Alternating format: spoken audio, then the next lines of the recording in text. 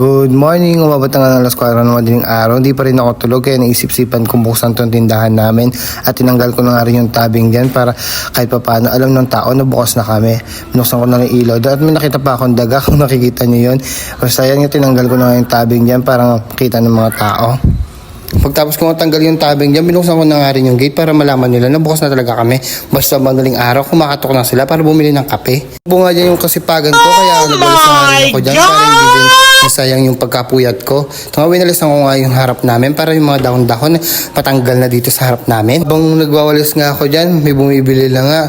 Bumibili pala siya ng yosi. Akala ko naman kape. Kasi akala ko talaga umaga pag kape ang hinahanap nila, siya yosi. Ako sa pagwawalis ko sa labas, ito nga binilisan ko yung side namin kasi puro dahon ng kainito. Tinambayan pa nga ako nung bumibili. Tinatanong niya, aga-aga ko daw. May daw ako nagwawalis. Sabi ko, pakimuna ako magwalis sa labas. Inuna ko talaga yung labas kasi napapansin nila pag umaga talaga at pagising nila mama ko, nagwawalis na sila doon. Kaya ito nga, tapos ko sa labas, nagwalis na rin ako dito sa loob namin, dito sa mga lagay ng mga bote at mga soft drinks. Kaya sabi ko nga, walisan ko na rin at mga tsinelas na to. Ang kalat-kalat talaga.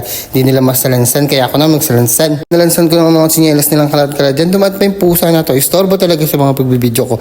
Lagi siyang istorbo sa mga video ko. Kaya ito nga, nagsalansan na ako ng mga tsinelas nilang kalat-kalat. Nung salansan dyan yung mga tsinelas, ito nga, nagwalis na nga rin ako dito sa may side, sa malapit sa mga aso at mga kalapati at manok ni tito ko. Ang daming kalat at ang daming taytay mga kalapati at manok. Dumagdag pa itong aso namin, dalawa. Kaya winilisan ko na nga rin dito sa may side namin. Kung linisin yung side namin, pumasok na rin ako kasi pansin ko rin yung CR namin ang dumi-dumi. Kaya ito nga, pumasok na ako dalidad. Mga bumungad itong plato namin, kaya ginawa ko, hinugasan ko na rin. Ewan ko ba, hindi sila marunong maghugas ng gabi. Kaya ginawa ko, hinugasan ko na rin ito. Tanga-tanga lang ako dito. Kulang nga yung mga pinggan dyan kasi ako nga lang din mag-isa dyan. Kasi tapos ko magtaob ng pinggan dyan, pinanasang itong lamesa namin. Kahit na wala namang ginagawa yung lamesa, kaya madumi pa rin. Punasan yung lamesa dyan, inayos ko na itong fault holder at pinagtataob ko nga rin yung mga plato. Ay nako, nakakapagod din pa naman po yan. Kaya ito nga, naglilinis-linis ko nga rin at tinaob ko na yung mga plato dyan. Pagtapos ko nga itaob din ng plato dyan, magugas na nga rin ako dyan kasi ayoko na mga tambak at ayoko rin naubutan ng umaga yung mga plato. Yung hinugasan ko na nga yung mga plato dyan, iilan lang sila pero ayoko talaga na magkakatambak. Ako lang ba yung hindi pinapaabot ng gabi or umaga yung mga plato? Ito nga gawin lahat at ugasan yung mga plato at taob. Ito nga nagulis na nga rin ako dito para matanggal din yung mga buhangin dito. Alam nyo ba, ang dami talagang buhangin dito. Take pa namin ang factory ng buhangin. Nagulis na rin ako dyan. Na nga rin ako sa CR para malinis yung CR namin. Pati CR namin nagigitata din. Ako sa mga tao dito sa amin.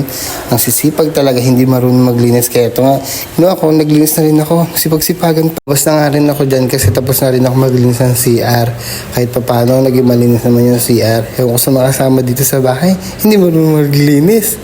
Diyos ko. Utusan nga rin ako ni mama, ilabas ng Montero namin. Uy, Montero. Nagkaroon kami Montero. Char lang. Rin ako kay mama kasi hindi ko rin kaya ilabas. Pati siya, hindi niya rin kaya ilabas itong Montero namin. Kaya namin ilabas yung tricycle dyan. Ito, nag-exercise ako dito. Kasi may hamog pa. Alam niyo ba yung hamog guys, pag madaling araw? Tapos ko nga mag-exercise dyan, nagpasama naman si mama sa palengke kasi bibili daw siya ng paninda niya ng hotdog, ham at itlog. Kaya sabi ko, eto nga, pagdadrive ko na nga siya, huwag ka na maarte dyan ma. Dito na nga rin kami sa may kanto namin, malapit sa may school. Ang aga-aga nga, bukas na agad yung school kung saan ako nag-aaral dati. Doon na nga rin kami sa palengke, napansin ko nga ang dami na rin tao at nag-aayos ng mga paninda nila.